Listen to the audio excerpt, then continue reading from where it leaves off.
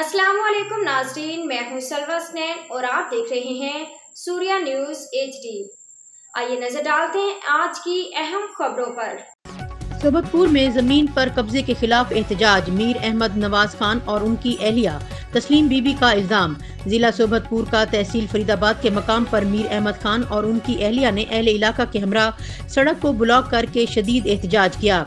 मुजाहरीन ने इल्जाम आयद किया कि बुक्टी कबीले के ताल्लुक रखने वाले एक बाअसर कब्जा माफिया उनकी आबाओ अजदाद की जमीन पर जबरदस्ती काबिज हो गए। उनका कहना था कि कब्जा माफिया न सिर्फ उनके बुजुर्गों को तशद्दुद का निशाना बना रहा है बल्कि उनके माल मवेशी भी लेके जा रहा है।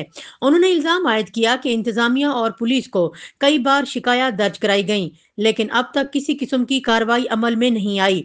उनका कहना था कि हमारी जमीन पर पुराना कब्जा करके नाजायज कब्जा करके हमें बेजारो मददगार छोड़ दिया गया।